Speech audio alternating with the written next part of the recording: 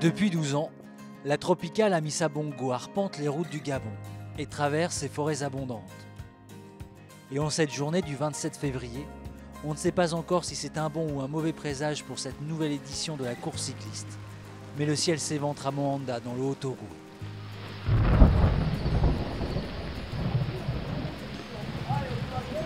Les habitants s'abritent donc un peu, avant de se rendre vers la place de la mairie de Moanda, où a lieu le départ de la Tropicale, la dernière à laquelle participe Thomas Voeckler.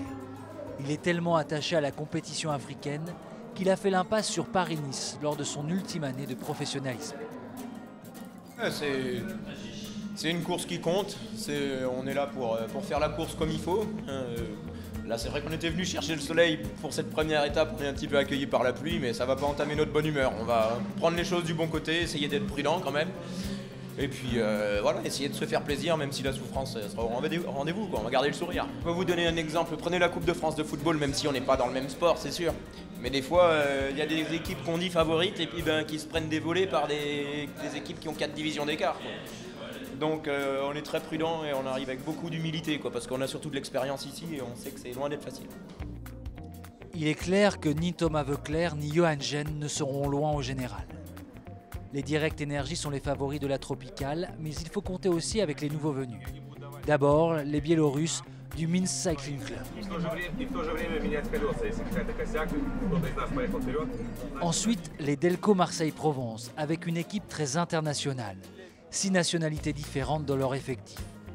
Et enfin, l'inconnu Interpro Cycling Academy, une équipe franco-japonaise qui accueille en son sein l'Érythréen Tesfom Okuba Mariam, récemment élu meilleur coureur africain 2016. C'est ma nouvelle équipe et c'est la première fois que je cours avec mes nouveaux coéquipiers. Et évidemment, je cherche un bon résultat. Au milieu de toutes ces incertitudes, il faut compter avec les valeurs sûres du continent. Les Érythréens et les Rwandais, mais aussi les Marocains, les Algériens et pourquoi pas les Éthiopiens. Le Sénégal, dont c'est le grand retour après de nombreuses années d'absence, espère pouvoir suivre le rythme. Un peu comme les Camerounais ou les Burkinabés. Merci.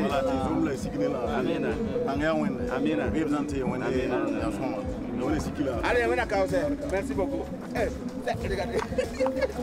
Au moment de s'élancer, il y a donc 90 coureurs, 15 équipes. Mais attendez, il en manque une.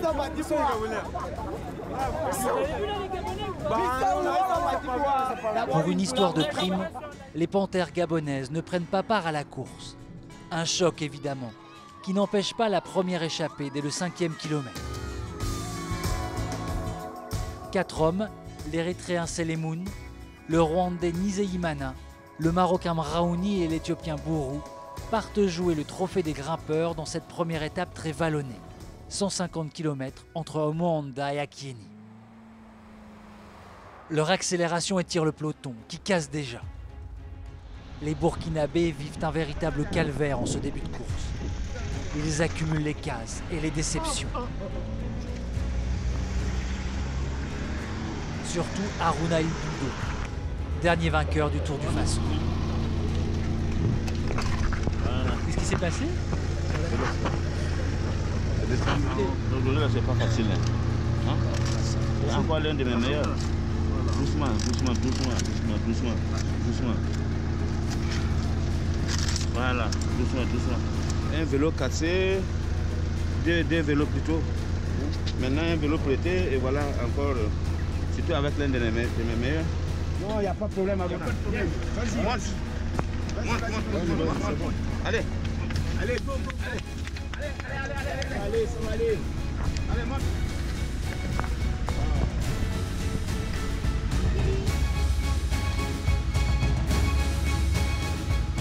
Haruna Ilbudo souffre déjà devant la voiture balai.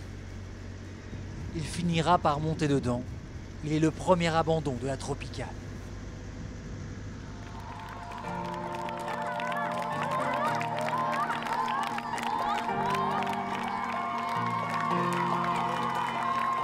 Devant, 3 coureurs tentent de partir. Le Rwandais Nizeyimana, encore lui. Le Biélorusse Sobal. et l'Algérien Hamza. Mais il est encore tôt et le peloton veille. L'échappée n'arrive pas à se développer. Elle compte une cinquantaine de secondes d'avance, puis elle se fait absorber par la masse.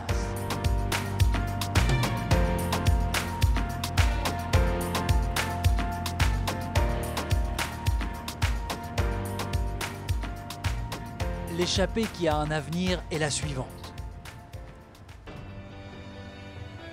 L'Érythréen Elias Afewerki et l'Éthiopien Tesmegen Bourou, déjà de la première échappée, collaborent ensemble.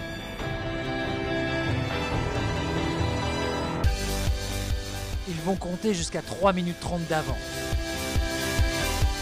Puis l'Éthiopien faiblit. L'écart tombe à la minute 30.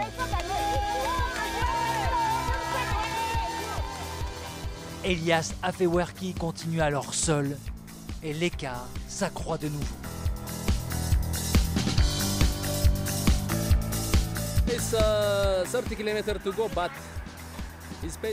Il reste 30 km avant la ligne.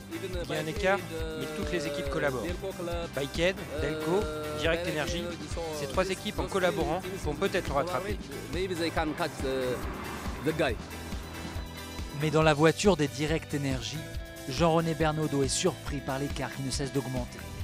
Piche, oui. Il a repris 1 minute, il a fait un gros numéro. Il reste combien 30 bornes, 3 minutes.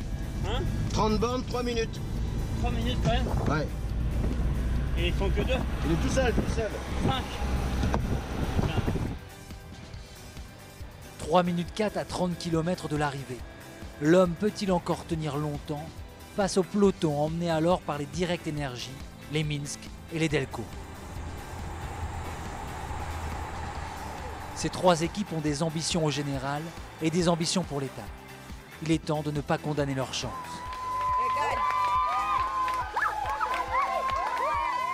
Sous leur impulsion et certainement aussi en raison de sa fatigue, Elias Afewerki perd beaucoup de temps très rapidement. Ils font en seulement 12 km et la jonction s'opère au kilomètre 132. Le peloton est donc groupé dans la dernière ligne droite qui mène vers l'arrivée. À Akieni, l'Espagnol de Delco Aristi devance Tony Hurel de Direct Energy et Baskou du Minsk Cycling Club. Meron Techom, l'Érythréen de la Bikehead, est le premier Africain 5e. Les 3 premiers de l'étape, Aristi, Hurel et Baskou, sont aussi les 3 premiers du général. Falini l'a dépassé à Lambarelli, il a réussi pour cette première étape-là à profiter non seulement du climat qui était favorable en début de course pour économiser l'énergie. Du côté de Direct Energy, on fait contre mauvaise fortune, bon cœur. Faut pas se cacher la vérité, on aurait préféré gagner, mais l'essentiel, c'est qu'on a couru de manière conforme à l'état d'esprit de Direct Energy, de manière offensive. Le sprinter avait besoin de se mettre en jambe aujourd'hui. Bon, je suis un petit peu rouge là, on a moins d'allure que départ, mais ça fait plaisir de courir dans ces conditions. Ça fait d'autant plus plaisir que les paysages traversés lors de la seconde étape sont à couper le souffle. L'altitude augmente, la forêt disparaît d'un coup pour laisser place à la savane des plateaux batékés. C'est dans ce décor de carte postale que les Direct Energy entendent marquer leur territoire.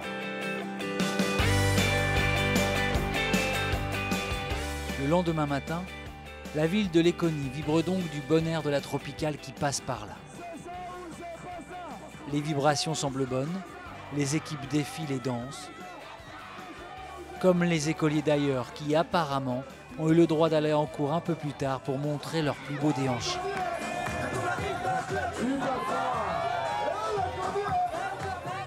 Ce matin-là, l'esprit est donc léger au départ de l'étape la plus courte de la semaine. Mais les têtes sont toutes tournées vers le maillot jaune, pour des raisons diverses. On a juste permuté celui qui a porté le maillot hier, donc on lui avait donné une taille L, et là il a juste besoin de prendre un à sa taille, et donc il prend le M. Il est moins costaud que tu pensais. Ouais, il est moins costaud que ce que je pensais, et donc il est plutôt... c'est un bon Gabonais, parce que vous savez, généralement on est des petites tailles, et là c'est un vrai Gabonais, ouais. Un Gabonais qui vient d'Espagne, semble-t-il. Le porteur du maillot jaune se nomme Mikel Aristi. Il fait partie de l'équipe Delco Marseille, il a 7 secondes d'avance sur Tony Hurel qui l'a battu la veille et il craint la nervosité et le profil de cette étape. Ce sera une course difficile parce qu'elle est courte. et il y aura certainement beaucoup d'attaques. On verra bien comment ça se passe, on essayera d'être là, et on verra dans le final si on peut faire quelque chose. Au sein de la préfecture, on parle également chiffon et maillot jaune.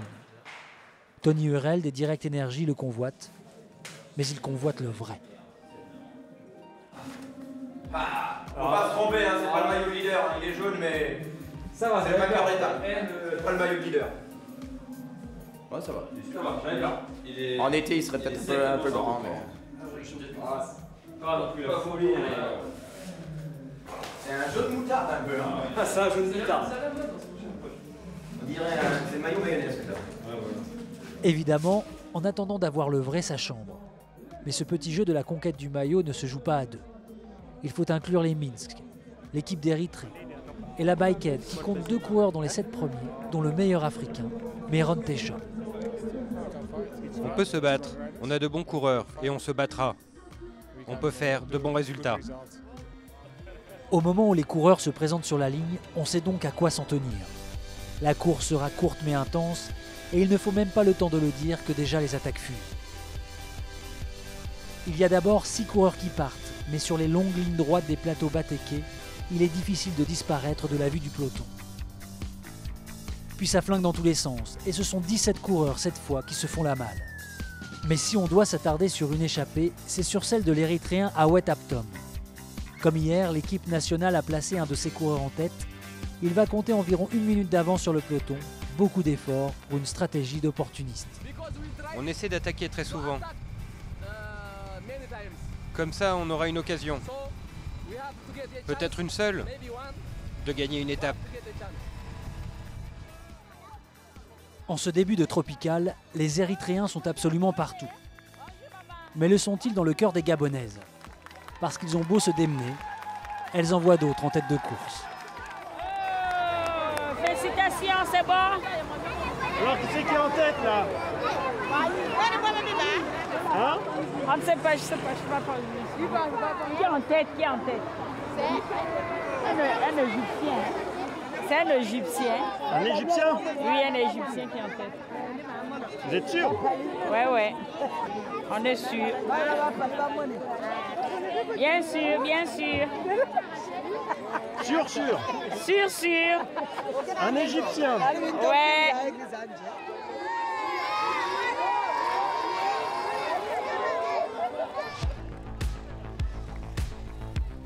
Peu après la mi-course, Awet Aptom est rejoint par 7 coureurs. Il y a du beau monde puisque Thomas Voeckler est là, mais aussi Edouard Vorganov des Minsk, Rodriguez des Delco Marseille, l'Algérien Ben Youssef, le Marocain Abdelwash, un autre Érythréen Mouzier et le Kenyan de la Bikehead Kanganji. Thomas Voeckler et Edouard Vorganov sont les plus actifs.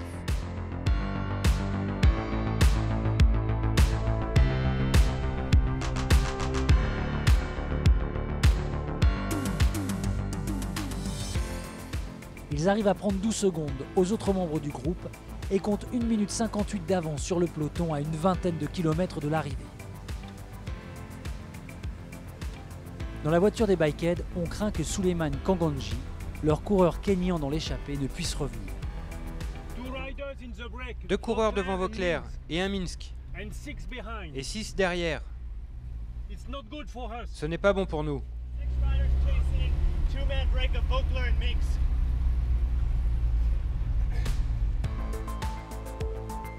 Et puis Tony Hurel et les Direct Energy les interpellent pour avoir les infos. Il y a l'écart, hein? Il y a une dernière écart. Une Cara. Thomas devant, tout seul avec un Minsk. Thomas devant, tout seul avec un Minsk. Ils sont 2 devant, Thomas et Tom. 2-2.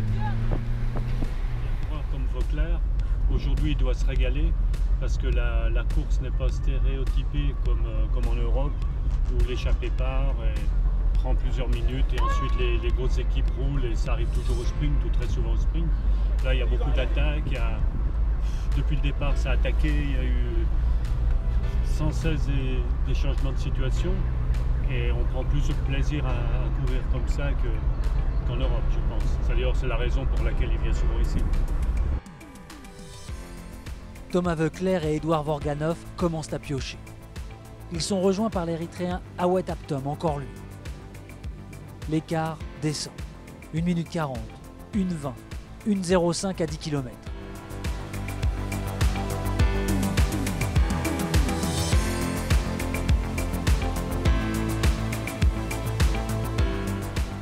Le peloton roule à bloc à l'entrée de Franceville et jusqu'à la dernière côte qui mène à l'arrivée.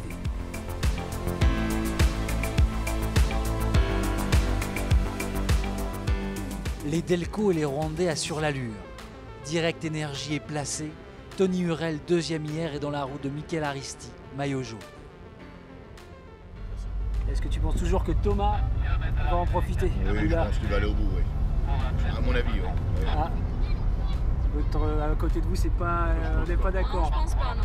Je pense pas du tout. Je pense plus à un Minsk, pas celui qui est devant, ou à un Delco, celui qui gagne hier. Et je pense qu'il peut bien encore renouveler sa victoire aujourd'hui. Thomas Voeckler et les échappés seront repris dans la côte finale qui sélectionne un groupe d'une vingtaine de coureurs. Le sprint est lancé.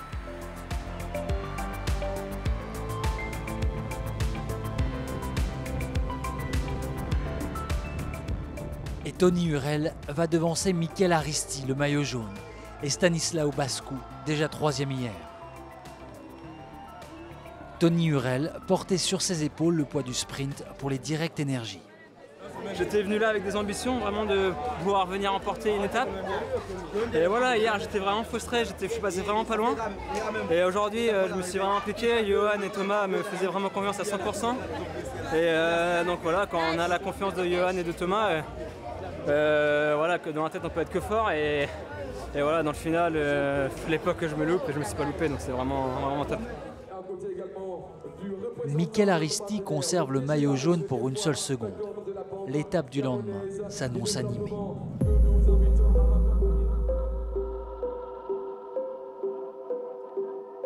Sur les routes menant de Mounana à Koulamoutou, on attend donc que le duel se mette en place. Un duel entre l'Espagnol Mikel Aristi et le Français Tony Hurel des Direct Énergie, séparés par cette simple seconde au classement général.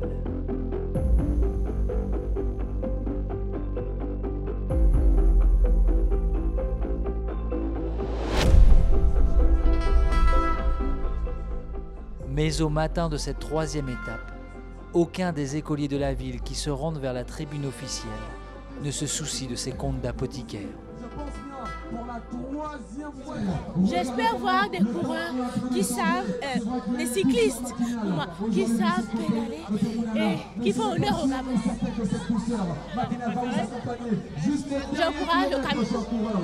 Donc c'est l'occasion de vous rapprocher que déjà maman Onetimbo est avec nous. Elle a sorti son... Un peu à l'écart, comme d'habitude, les Direct Énergie peaufinent leur plan d'action. On n'en apprendra pas grand-chose, si ce n'est qu'ils ont plusieurs options pour récupérer le maillot jaune, dont évidemment Tony Hurel. Si je gagne aujourd'hui, c'est vrai qu'il y a des chances d'avoir le maillot jaune, mais bon.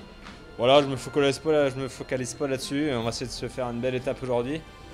Voilà, on a plusieurs cartes à jouer dans l'équipe, donc on va se concentrer sur le début de course qui est assez dur, et puis on va voir ce qu'on va mettre en place comme stratégie dans le final.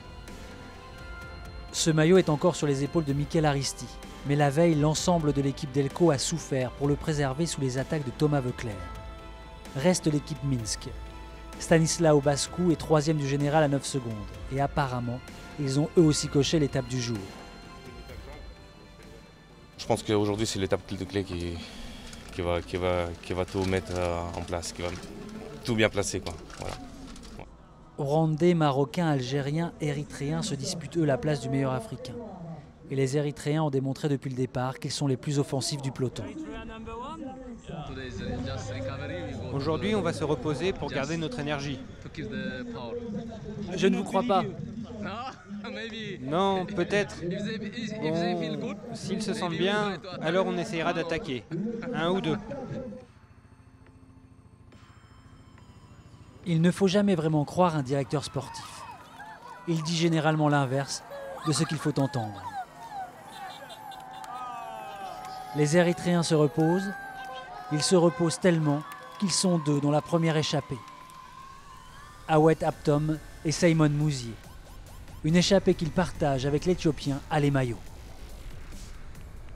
Après, il faut être honnête, les Érythréens ne sont pas partis pour un long barou, mais pour profiter du début de parcours très accidenté et glaner les points du trophée de meilleur grimpeur qu'ils convoitent. Une fois le travail bien fait, ils se laissent reprendre tranquillement. Le moment du repos a enfin sonné alors que se forme une échappée de 16 coureurs, initiée par Thomas Voeckler.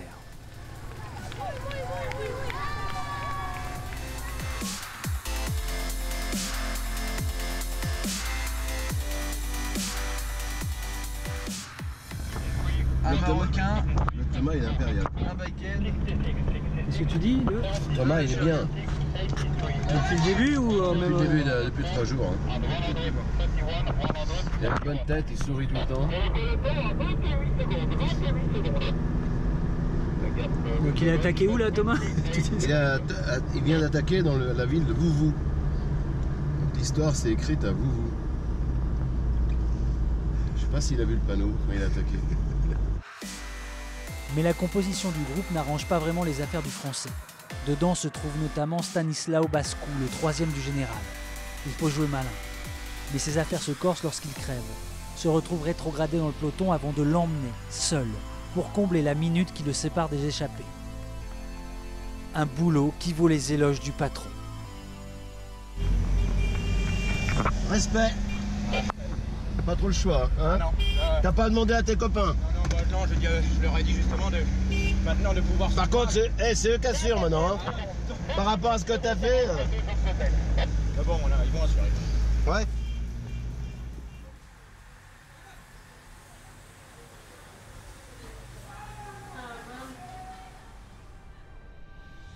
Le peloton a sérieusement levé le pied et laissé partir 2 hommes. L'Américain de la Bikehead, Timothy Rugg, et le Marocain Mohsin Anarsnart. Les 2 hommes vont compter jusqu'à 4 minutes 40 d'avance. Je crois que le peloton va bouger à la fin, mais quand même, on va faire travailler les autres.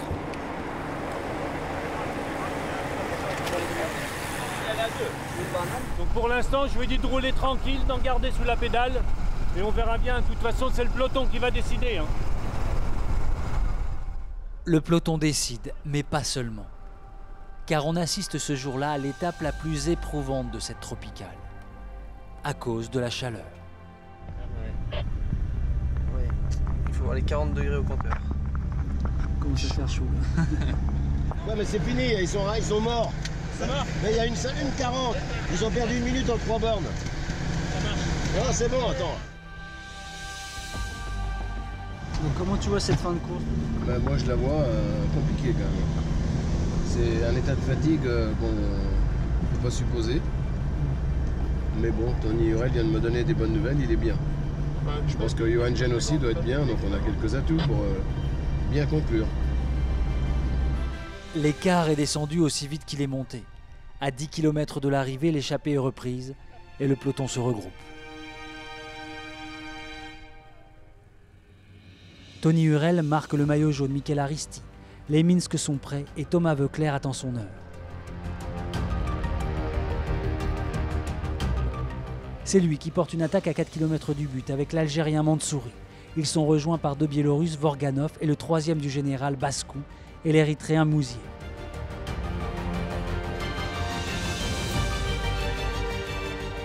Ils conservent leur avance sur le peloton et la victoire se joue entre eux. Stanislao Bascu s'impose. Voeckler est 4e. Le Biélorusse fait coup double puisqu'il s'offre aussi le maillot jaune. Au général, il a 16 secondes d'avance sur Michael Aristi, 17 sur Tony Hurel, 18 sur Thomas Voeckler.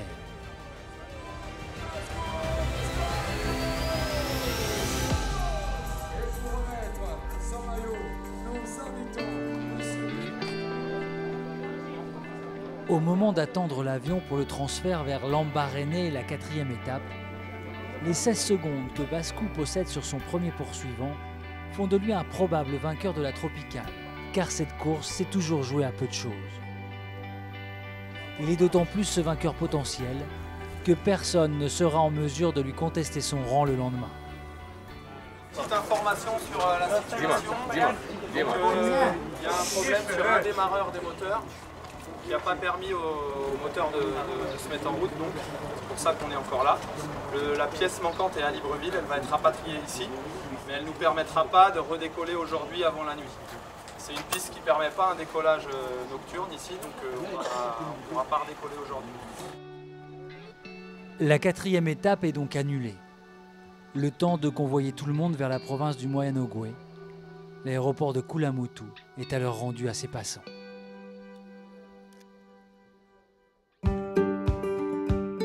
La course reprend ainsi le long du fleuve Ogooué, là où finalement elle a ses habitudes.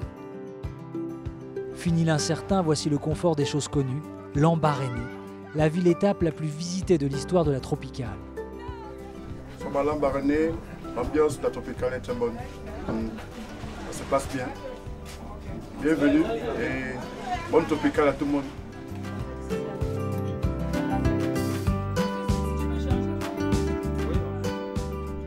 Un peu avant le départ, la ville va qu'à ses occupations. Le marché vit tranquillement sa vie et fait quelques affaires avec suiveurs et directeurs sportifs. C'est pour les coureurs, le ravitaillement en pleine course. Il y a aussi les barres énergétiques qu'ils ont dans les poches. Et en plus, il y a la banane qui est le sucre lent qui entre en fonction après 10-15 minutes, après l'avoir avalé. Merci beaucoup. Car il en faut des forces pour les Camerounais et les coureurs d'Afrique de l'Ouest en général. Sans véritable entraînement, ils souffrent. Ils occupent les 12 dernières places du classement. Et les Sénégalais ne sont plus que 2 en course.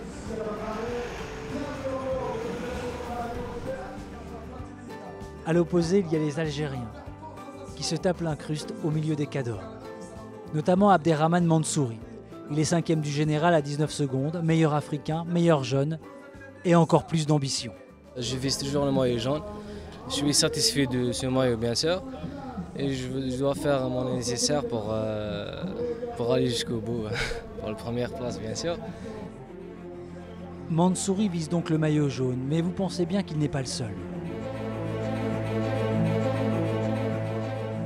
Pour l'instant, il est sur les épaules de Stanislao Bascu. Mikel Aristi est à 16 secondes. Et les Direct Energy sont là. Tony Hurel à 17, Thomas Voeckler à 18 et Johan Gen en embuscade.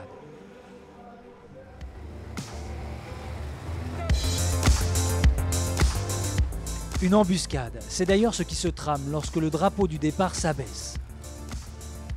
L'attaque est immédiate et elle va accoucher d'un groupe de 17 coureurs. Sa composition montre bien que cette offensive au premier kilomètre des 143 entre Lambaréné et Kango était planifiée. Il y a là 4 Direct Energy, dont Tony Hurel et Johan Gen, mais pas Thomas Voeckler. Il y a aussi 3 Marocains. Surtout, il y a le maillot jaune Bascu et le 2e du général, Mikel Aristi, chacun accompagné d'un seul coéquipier. C'est donc une embuscade, mais aussi un sacré traquenard.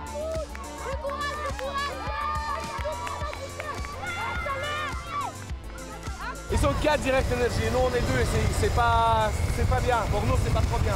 C'est pas super les situations là. Nous les échappés ça nous intéresse pas comme ça celui-là. Ils sont 16 derrière. Il y a 3 moves. Il faut pas que ça rentre. On va prendre des risques. C'est tendu, c'est tendu. Pourquoi? Comment? Pourquoi c'est tendu? Parce que ça roule vite. Jean-René Bernaudot a le petit sourire en coin de celui qui sait qu'il vient de réussir un bon coup. Il faut absolument être de cette échappée. 17 poursuivants s'élancent, dont les Algériens qui ont tous raté le coche plus tôt.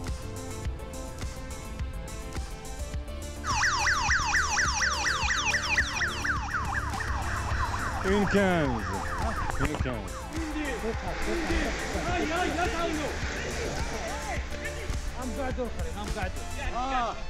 Combien tu dis? Combien il y a d'écart là, tu dis? Ils sont à combien de retard? 1,30. 1,30. Tactique est mauvaise, je crois pas. Abderrahmane s'est fait piéger, c'est ça? Ah, c'est piégé, oui. Ceux qui sont avec lui, ils ne sont pas en train de travailler. C'était piégé, c'est fini. On en est à peine au 20e kilomètre et déjà l'affaire est réglée. On ne les reverra pas. Devant, Bascou, le maillot jaune, et Aristide, deuxième du général, font une erreur de débutant. Abusés par deux Direct Énergie, ils se laissent décrocher, ne font pas l'effort pour combler le trou sur les autres échappés. Ils sautent, sont repris par les poursuivants. Johan Gen est le leader virtuel de la Tropicale. Les poursuivants résistent encore un peu, puis ils se relèvent. Le peloton se reforme, l'écart s'accroît.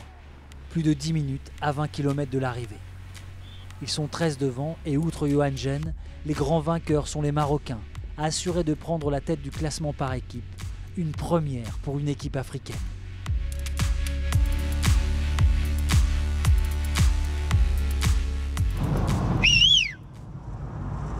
Ça veut dire quoi ça quand tu siffles? Ils doivent au moins retourner pour donner le signal.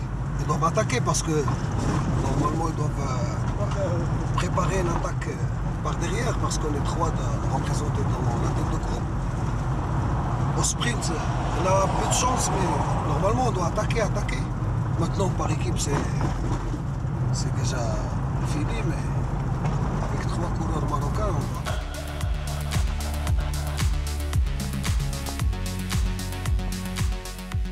Mohamed Bilal, le directeur sportif marocain, a beau siffler aux 3 km, les Marocains n'arrivent pas à sortir. Et les 13 coureurs vont se livrer un sprint dont Johan Gen est l'incontestable favori.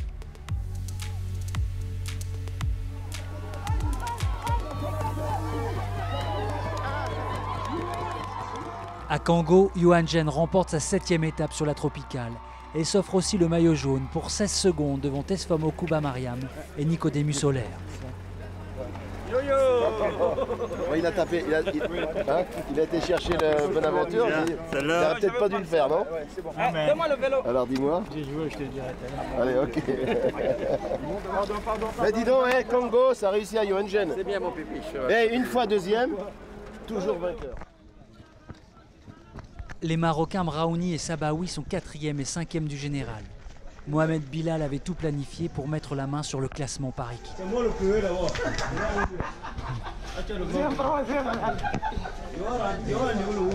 Troisième l'étape. Ils ont terminé deuxième, troisième, cinquième dans l'étape.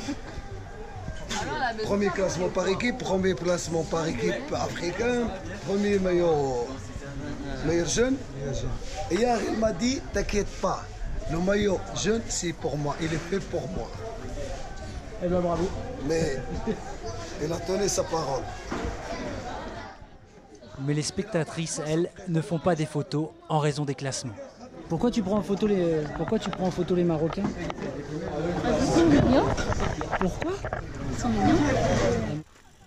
Le peloton avec le maillot jaune arrive 9 minutes 13 plus tard. Il y a aussi Michael Aristi ou Abderrahmane Mansouri. Johan Gen, nouveau leader, va dorénavant être très dur à aller chercher.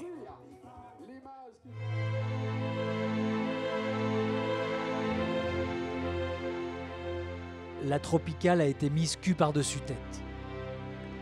Un peloton entier piégé par 13 coureurs. Un maillot jaune qui court à l'envers. Et il fallait bien le calme du Cap Esterias pour se remettre la tête à l'endroit.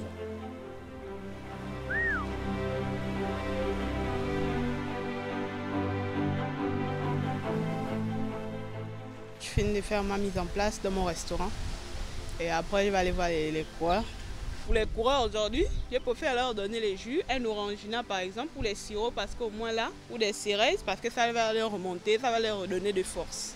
Les liqueurs, quand les coureurs partent pour une course, ils n'ont pas droit à prendre d'abord la boisson forte, ils ont droit à prendre des choses comme qui va leur donner de l'énergie pour avoir plus de force.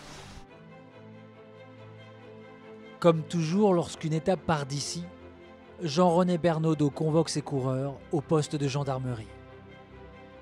Le maillot jaune y est bien à l'abri. Un coup d'œil au classement général indique qu'il n'y a désormais besoin de contrôler que 9 coureurs. Contrôler la course dès le premier jour jusqu'à l'arrivée, c'est très compliqué, donc on a 2 jours de travail.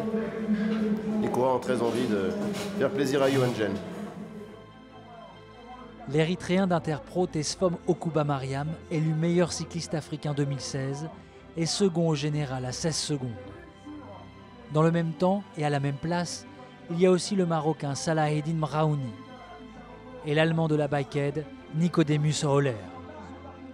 5 coureurs se tiennent en 1 seconde et ils sont 6 à convoiter les 2 dernières places du podium. Alors tous notent et mémorisent les numéros de leurs adversaires.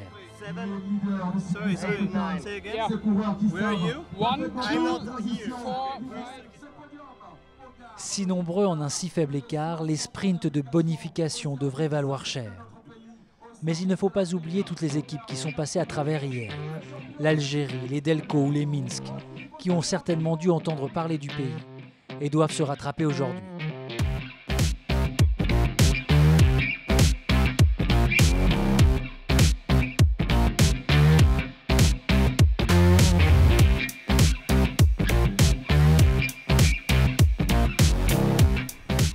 C'est d'ailleurs tellement vrai qu'il ne cesse d'attaquer lors des 35 premiers kilomètres. Avant le début du circuit, 16 tours de 5 km 800, tracés dans Libreville. Il y a toujours un Algérien, un Delco ou un Minsk dans le coup.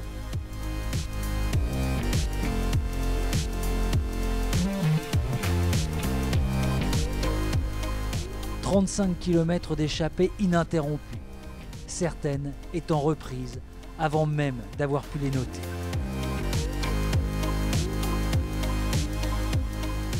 Mais au 36e kilomètre, il y en a une nouvelle qui a l'apparence des autres puisqu'on y trouve un Minsk, Oleksandr Golovaj, un Delco, Benjamin Giraud, un Algérien, Abderrahmane Mansouri, un Marocain, Essaïd Abdelwash et un Érythréen, Zemenfes Selemoun.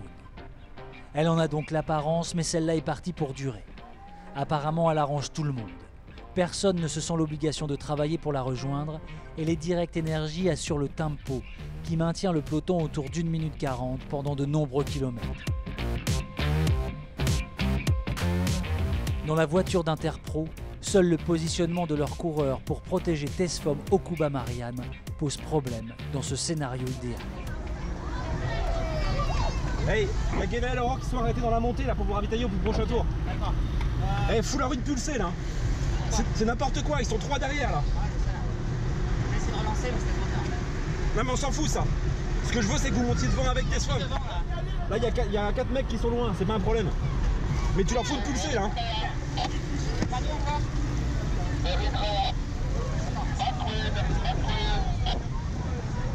Vas-y jette. Jette.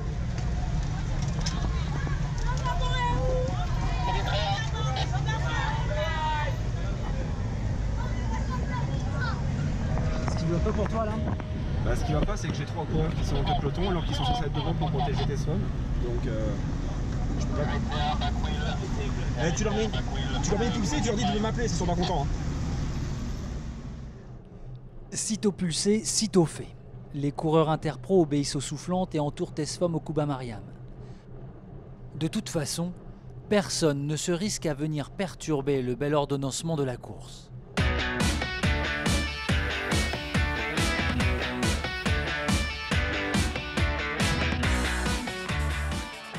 Les 3 sprints de bonification sont comme annulés par la situation, figeant ainsi les places au général.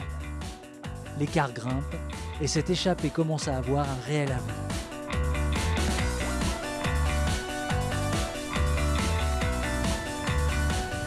Tu penses qu'ils peuvent aller au bout? Pardon? Tu penses qu'ils peuvent gagner? Qui ça? Ceux qui sont devant. S'ils travaillent ensemble, ils peuvent gagner. Question de travail d'équipe. Et puis, ils peuvent aller. Bon, puisque la course, on finalise la course seulement à la fin, mais là, on ne sait pas.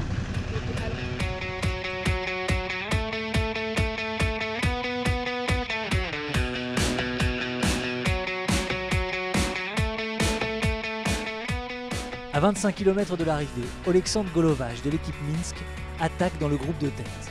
C'est une tentative hasardeuse au regard du profil de l'étape. tellement hasardeuse d'ailleurs qu'aucun de ceux qui l'accompagnaient ne s'enhardit à le suivre. Golovash prend rapidement le large. À 10 km de l'arrivée, il a 50 secondes sur les poursuivants et 2 minutes 25 sur le peloton. L'écart est stabilisé à l'entame du dernier tour. Normalement, tout dit que normalement ça va se faire, mais bon, on ne sait jamais. Une fois qu'on n'est pas franchi la ligne, tout peut arriver. Hein. On croise les doigts, normalement, ça va être pas trop mal pour nous. J'espère.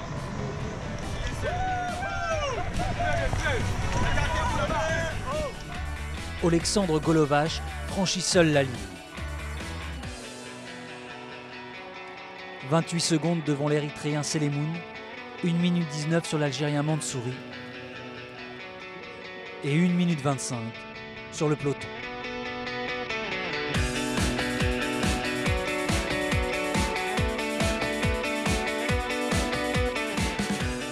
L'équipe bélarusse semble se racheter un peu de ses grosses erreurs de la veille.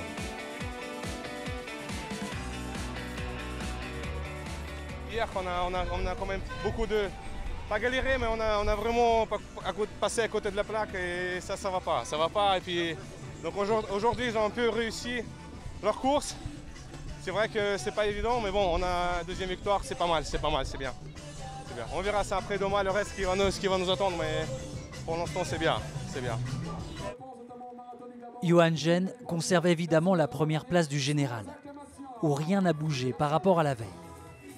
3 hommes sont toujours à 16 secondes du français, dont Tesfom Okubamariam, qui reçoit ce jour-là son trophée de meilleur cycliste africain de l'année 2016.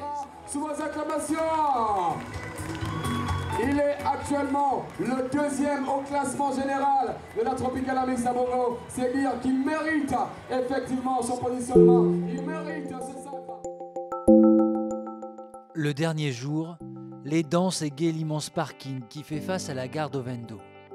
Plus que les grandes étendues de bitume impersonnel, c'est certainement cette originalité que viennent chercher sur la tropicale des coureurs comme Johan Gen et Thomas Voeckler.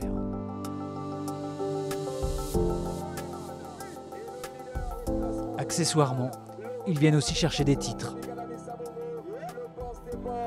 Le leader, oui, notre ami, oui, Thomas Voeckler pour sa dernière. Merci. Au départ d'Ovendo, Johan Gen est quasiment assuré de remporter pour la 2e fois l'épreuve. Quant à Thomas Voeckler, cette dernière étape est aussi sa dernière au Gabon. J'y pense pas trop parce que sinon ça va me déconcentrer un peu, que ça soit pour aujourd'hui ou pour les autres courses du calendrier. Je suis préparé à ça, je sais pas comment ça se passera ensuite, comment je vais le supporter, mais en tout cas ce qui est sûr c'est que je peux pas à chaque course me dire ah c'est la dernière, que ça me traverse l'esprit oui, mais pas y penser en permanence quoi. Mais au-delà les adieux et un maillot jaune déjà attribué, il reste encore un podium à jouer. Il y a toujours 5 coureurs dans la même seconde. Tesfom Okubamariam, des Interpro, est 2e.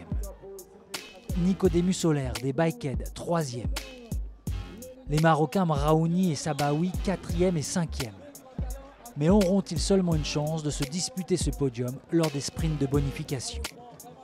J'ai peur que l'étape soit un peu comme celle d'hier, c'est-à-dire qu'ils partent une échappée, avec un coureur de Minsk, un coureur de Delco, un Marocain, et ensuite Direct Energy, ils ont intérêt à laisser filer. Parmi les prétendants au podium, il y a aussi Bonaventure Uwizeyimana, 6e, lui aussi dans la même seconde que les autres.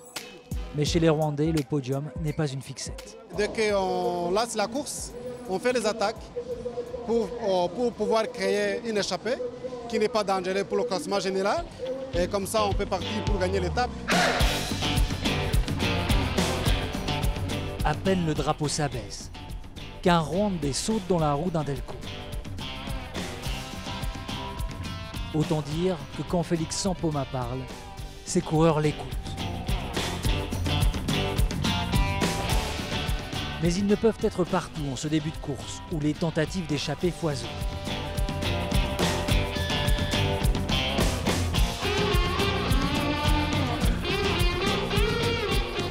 Le peloton file bon train, reprend tout le monde, sauf 7 coureurs au 20e kilomètre.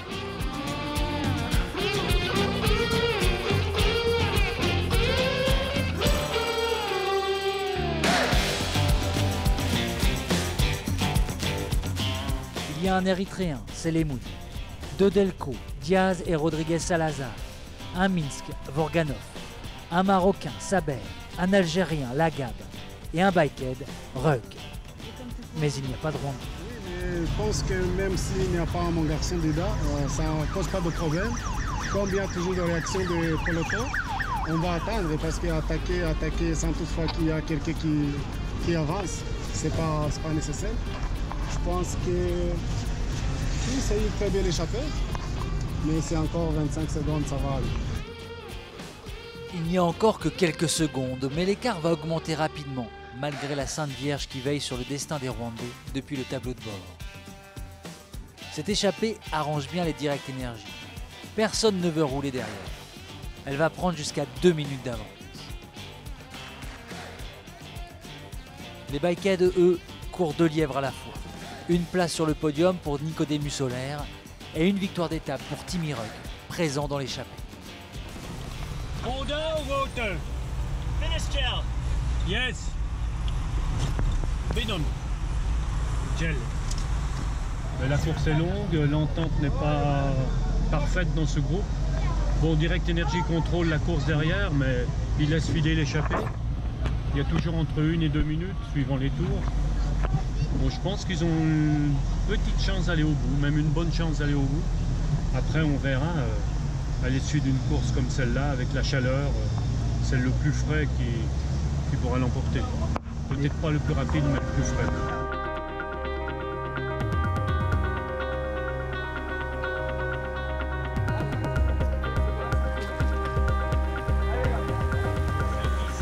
C'est le Marocain qui roule. Et ils n'ont pas l'air de s'amuser. Ouais, tu sais pourquoi? Pour le dernier sprint. Eh ben, ouais. Ils sont lourds. C'est les Marocains qui roulent, c'est ça? Ouais. Ils étaient 4 à rouler. Parce qu'il y a un Marocain qui est leader des classements pour sprint. S'il marque un point, c'est bon. Ouais, c'est pas pour ça, c'est pour essayer de faire une bonif. À 40 km de l'arrivée, le peloton est revenu. Les Marocains cherchent à prendre les secondes attribuées lors du sprint de bonification pour aller chercher le podium. Mais ils n'auront même pas le loisir de le disputer. Et comme la veille, les différents sprints de bonification n'influent en rien sur l'ordre du classement général. Car rapidement, une nouvelle échappée s'est formée. Il y a 6 coureurs, 2 Érythréens, Meron Abraham et Mouzier, un Delco, Krag Andersen, le Minsk Baskou, l'Algérien Islam Mansouri et un Rwandais, Ukini Wabo. Dans la voiture des Biked, on cherche désespérément un des siens. Voilà, on est baisé. 6 coureurs devant, c'est rideau derrière, il reste plus que 3 tours et demi. Je pense que c'est compromis. Bon, maintenant, pour les places au général, ça va se jouer à la place. Alors il faudra être bien placé dans le sprint. C'est tout. Le podium va donc se jouer à la place dans le peloton. Le règlement stipule que le cumul des places des coureurs au cours des étapes les départage lorsqu'ils sont dans la même seconde. Pour cette raison, Tesfom Okuba Mariam est 2e, Nicodémus Solaire est 3e, Salaheddine Mraouni 4e, alors qu'ils ont tous le même temps. Autrement dit, tout va se jouer pour eux dans l'ultime sprint.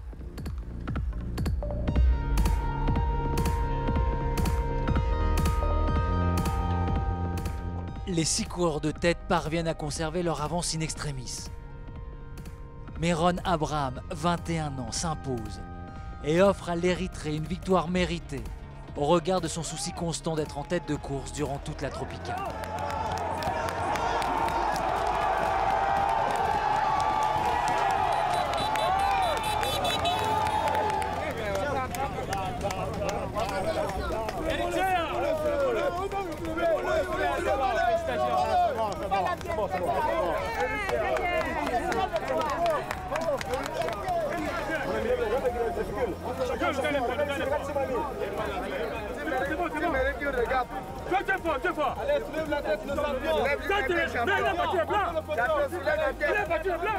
Pour le podium, Tesfom Okuba Mariam a réussi à devancer tous ses adversaires directs dans le sprint final. Il est deuxième du général et premier africain.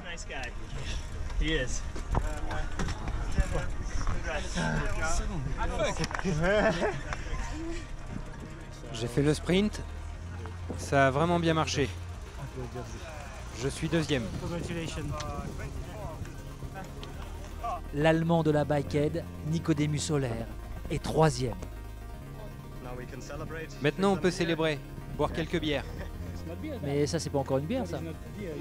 Non, pas encore. Mais ce soir, c'est sûr à 100%. For sure, 100%.